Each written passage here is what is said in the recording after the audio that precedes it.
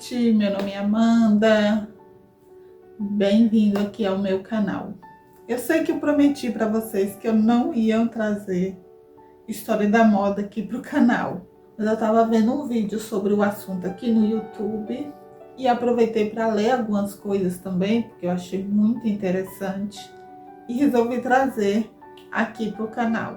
Ao longo da história, houve várias tendências de moda e de beleza que surgiram para tratar ou cobrir alguma doença. Um exemplo foi as braguilhas, um tipo de tapa-sexy masculino. E essa era uma vestimenta muito usada junto às calças do homem e foi uma roupa muito popular na Renascença. Já na realeza, esses tapa-sexy eram particularmente ornamentados e estes acessórios estavam presentes até na armadura. O rei Henrique VIII tinha um tapa-sexy que pesava mais de 2,5 kg. Esses tapa-sexy foram inicialmente usados nas armaduras dos cavaleiros, a fim de proteger sua fertilidade. Mas ao longo do tempo, outras soluções foram sendo apresentadas para esse tipo de ornamento. Entre eles estava uma doença que até então assolava a Europa na época. A historiadora Grace Vickery argumenta que os tapa-sexy foi um meio de conter a sífilis. E para tratar a sífilis, os médicos recomendavam que aplicasse algumas ervas, cozimentos, xaropes e minerais nas regiões inferiores. Então esses tapa-sexy acabavam protegendo a roupa de ficarem manchadas por conta desses ungüentos. Essa doença foi muito devastadora e muito dolorosa.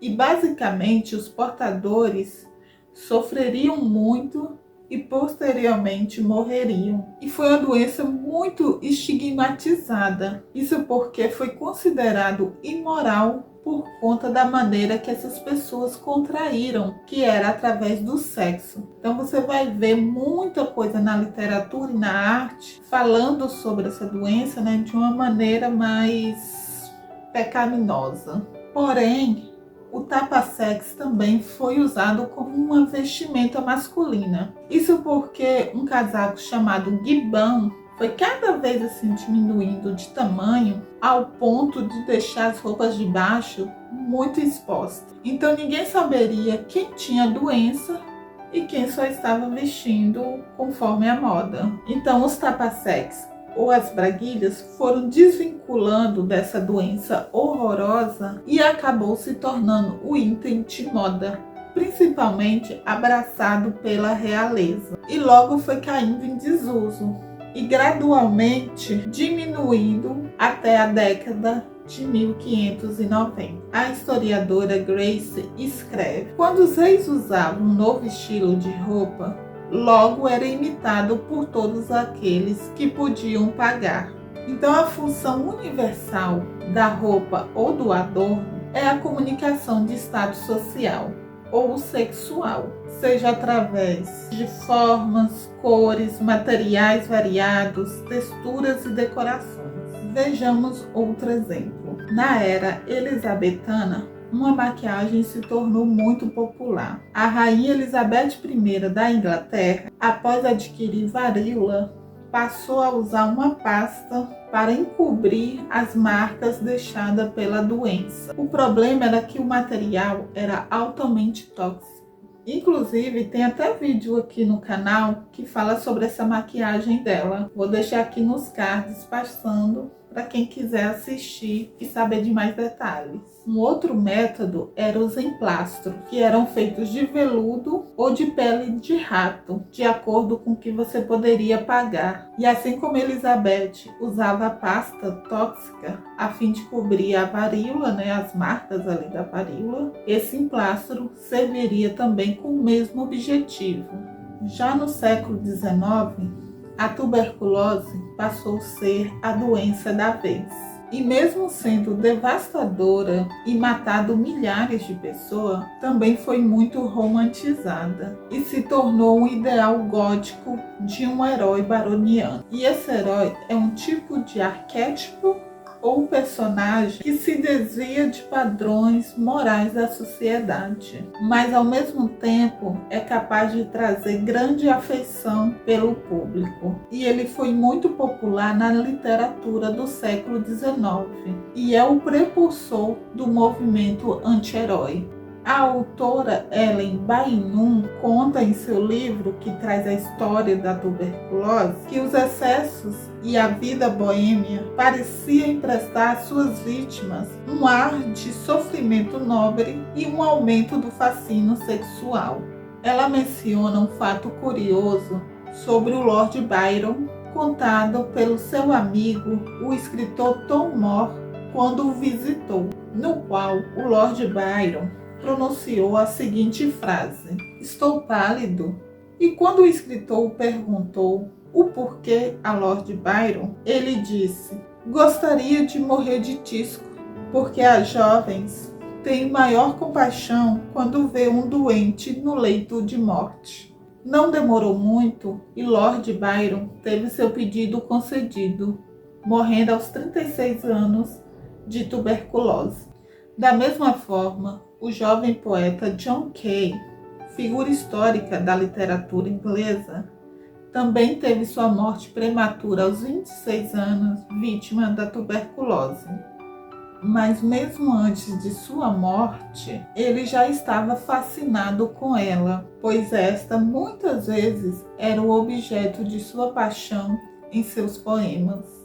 Nos dias de hoje, há muitas mulheres que ainda romantizam esse tipo de personagem byroniano. Um exemplo é os fãs do ator Timothée Chalamet, que muitos deles comparam com um personagem da era vitoriana, vítima ali de uma tuberculose.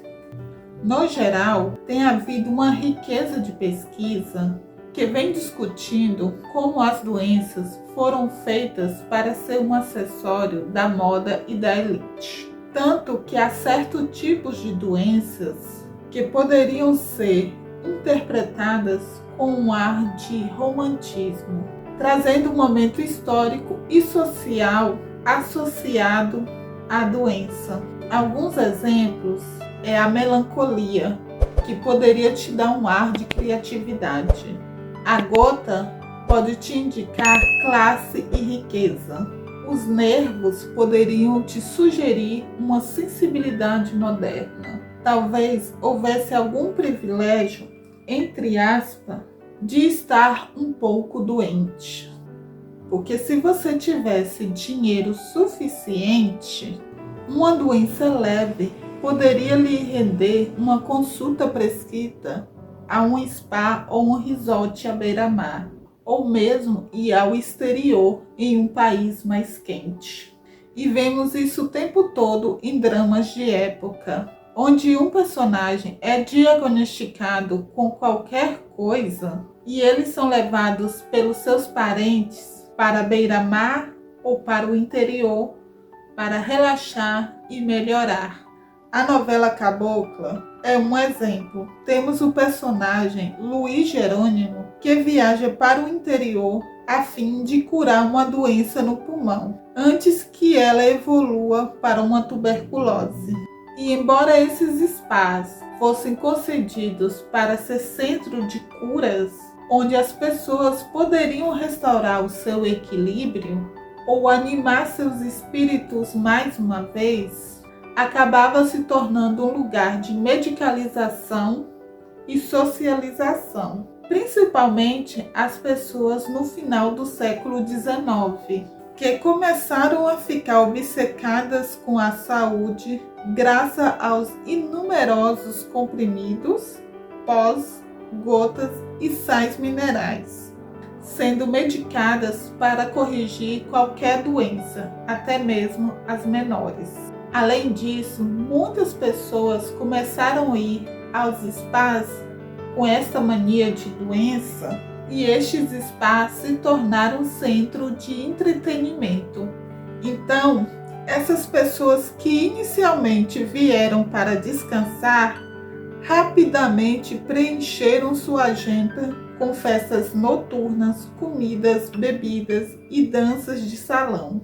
Na virada do século XIX, ficou tão na moda para a elite ir a esses spas e retiros que este assunto se tornou popular na literatura e geralmente era escrita de forma de satirizar e zombar da elite. Por exemplo, a personagem Mary, do livro Persuasão, da escritora Jane Austen, no qual ela exibe uma série de doenças super imaginadas, tentando chamar a atenção para si, mas que aparentemente não sofre de nenhum mal.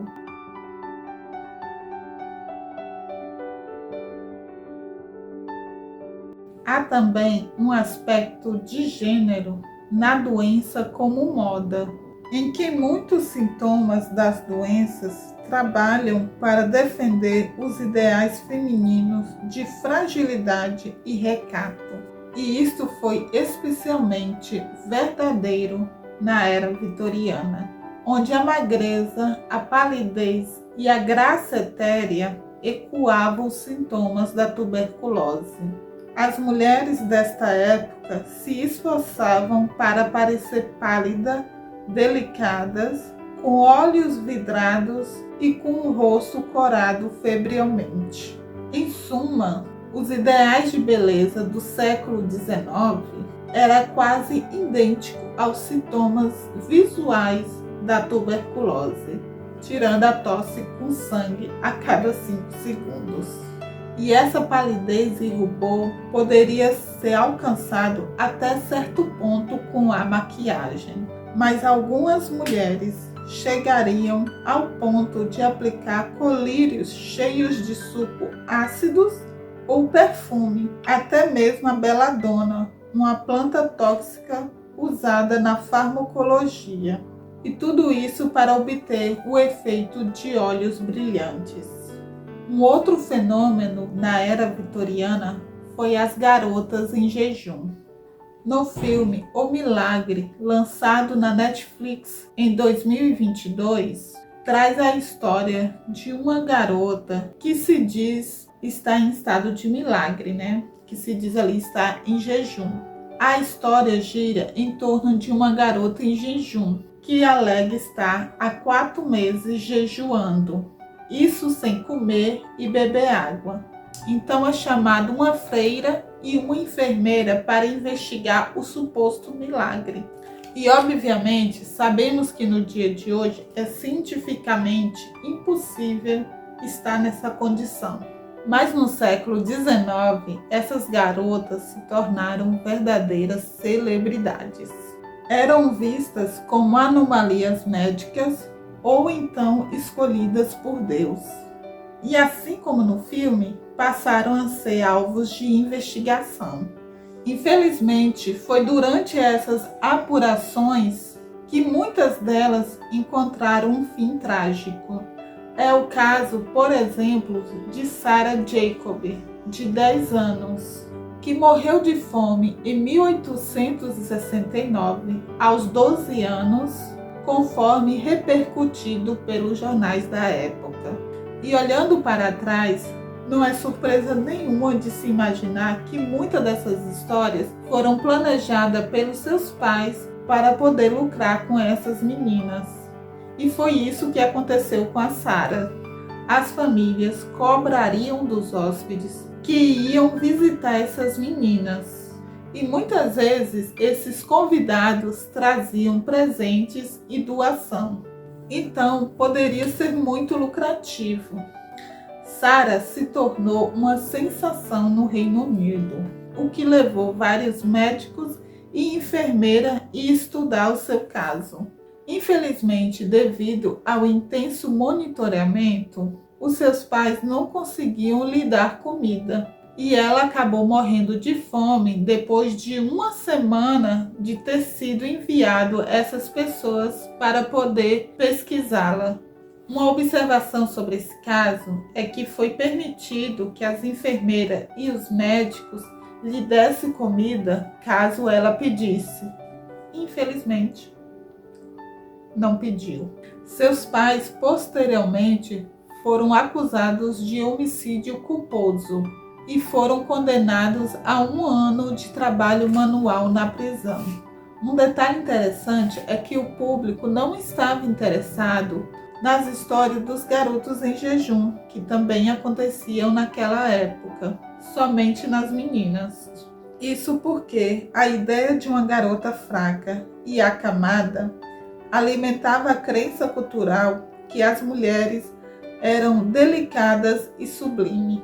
Na história de Hamlet, a personagem Ofélia é sempre retratada como uma mulher lindamente e imensamente doente, que se afoga glamourosamente. E nunca vemos seu corpo inchado levado à praia, apenas ela afundando pacificamente na água. Na literatura portuguesa, temos a história do primo Basílio, no qual a protagonista morre após o abandono do seu amante e a descoberta de sua traição. Aqui o perdão vem assim que seu marido vê seu estado de saúde piorar. Já no livro A Moreninha, quando o personagem Felipe descreve as mulheres que apresentará ao amigo Augusto, personagem principal do livro, este imagina Joaquina, pela sua palidez descrita pelo amigo, como romântica e sublime. No filme Moulin Rouge, a personagem Satine é apresentada como uma bela mulher, porém é paciente de tuberculose. E embora tenha havido personagens masculinos que sofressem dessa doença, eles deveriam estar tossindo muito sangue. Mas o clichê da beleza afeta principalmente os personagens femininos.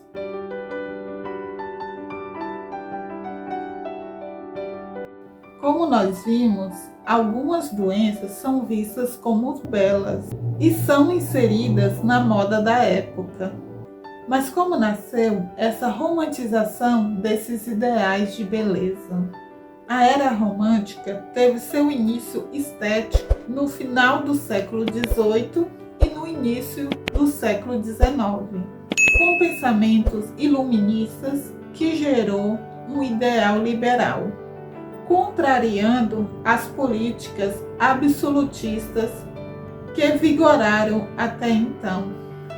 A burguesia tornava-se cada vez mais a classe social dominante, substituindo as monarquias por meio de diversos processos revolucionários, sendo a Revolução Francesa um dos maiores desse período. E é neste contexto que a arte romântica surge, sendo a obra literária alemã O Sofrimento do Jovem Werther como a primeira obra romântica publicada. O movimento logo se espalhou pela Europa e pelas colônias, sendo o Brasil uma delas. Na verdade, o período romântico brasileiro compreende boa parte do século XIX. Pode-se perceber a descolonização do país em 1888 e sua independência em 1822. Além disso, é importante dizer que a libertação dos escravos em 1888 e a proclamação da República em 1889 são fatos históricos relacionados à cultura romântica. Nesse período, uma outra doença passa a dominar principalmente os jovens, a melancolia, que é conhecido por nós como depressão. E se na Idade Média essa doença era vista como pecado, no século XIX ela será romantizada. A medicina dessa época acreditava nos 4 humores. E na Inglaterra, o humor que predominava era a bile negra. Então, vestir-se de preto era um atributo essencial para o romantismo, pois o órgão que se acreditava secretar a bile negra era o baço, o que virou sinônimo de angústia, mau humor e depressão. As mulheres inglesas que andavam de cara amarrada por volta de 1800 dizia ter sido atingidas pelo vapor do baço, nada mais glamuroso na época. Apesar de ser sofrido e devastador, o sentimento borocochô, aquele sentimento triste, melancólico, né, é muito idealizado pelos românticos. Na história do jovem Éter, o protagonista sofre por um amor não dito e não correspondido, quando sua amada se casa com outro homem. Este entra em profunda melancolia e assim tira sua vida. Um outro personagem que sofre de melancolia está no romance português Os Maias. Pedro é retratado como um rapaz romântico que começa a entrar em depressão após a morte de sua mãe e se entrega a ela quando sua esposa foge com outro homem. Tirar sua própria vida vai se tornar algo recorrente na cultura romântica, tanto na literatura, na ópera e no balé. O Visconde de Chateaubriand, François René, chamará essa doença de mal do século, que também ficou conhecida como o mal de Éter. E os seguidores dessa cultura, principalmente os mais jovens, foram tomados por uma onda de suicídio. O efeito Éter, onde esses rapazes começaram a imitar a vestimenta do personagem, usando uma calça amarela e sua jaqueta azul, incluindo o seu fim trágico. Isso resultou o banimento do livro em diversos lugares, incluindo as cidades da Alemanha e Dinamarca. Em Milão, o arcebispo ordenou a compra de todos os exemplares e mandou queimar em praça pública. Apesar disso, a cultura romântica se tornou cada vez mais forte, desenvolvendo um gosto pelo mórbido e pelas personalidades doentias e autodestrutivas, tanto quanto os fictícios, como também os reais. A visão particular do mundo era egocêntrica e passou a vigorar até mesmo a natureza, que deixou de ser um simples cenário e passou a ser uma espécie de extensão do eu. A fuga da realidade também era constante nas obras românticas, seja através da morte, dos sonhos, da imaginação ou até mesmo da loucura. Mas foi a partir de 1860 que o termo depressão passou a aparecer nos livros de medicina e gradativamente vai assumindo o lugar da palavra melancolia para se referir ao estado que domina a vida de tantas pessoas. Apesar da gente estar falando aqui, né, lá no passado, hoje em dia ainda temos aí as doenças, ou pelo menos algumas, né, vistas como ideais de beleza, né? A gente tem aí a magreza, né, voltando à moda. Tem gente aí tomando Ozempic, né, para poder aí ficar com aquele formato esquelético. A magreza é muito considerado como algo chique, né? Tanto que tem um termo agora que surgiu chamado sucubus, né? Que se inspira muito naquela década do final dos anos 90, né? Que você tinha aí uma Kate Moss, né? Como símbolo de magreza. A gente teve aí, nessa época, um forte apelo aí à anorexia, né? Que foi um absurdo, que você via na TV, que naquela época a internet ainda, né? Era pouca. Então isso começou a surgir em blogs, né? E depois isso foi parar na TV, né? A questão da anorexia. Foi uma doença mesmo, assim, né? Pegou muita gente, assim, que teve de menina morrendo por conta da anorexia na época, né? E hoje A gente vê isso voltando, assim, eu vejo umas fotos de umas celebridades mesmo, ou até mesmo de influenciadora aqui, né? Tudo magra, aquela coisa meio esquelética, né?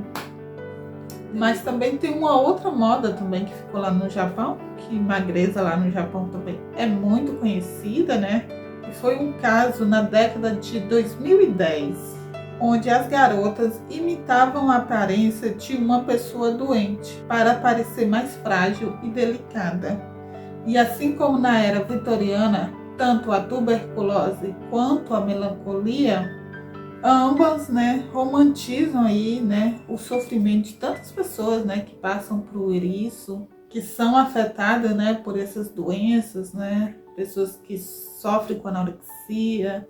Então isso aí é bem preocupante, assim. Tem outros, se você for pesquisar aí, principalmente no TikTok, tudo aqui na internet, você vai ver que tem gente alegando ter TDAH, ter autismo. Gente, no TikTok, o que você vê de gente com tudo que é tipo de doença assim, mental, é impressionante. Que você fala assim, meu Deus, virou epidemia do mundo, né? E eu mesmo sou meio crítica nessa situação, né? Mas é isso aí, gente. Eu quero saber agora da opinião de vocês. Fala o que vocês acharam. Fala se vocês gostaram desse formato aqui de vídeo. É o primeiro, né, a sair assim. E é isso aí. Beijo. Fazer igual a menina lá a trans. Beijo e até o próximo vídeo.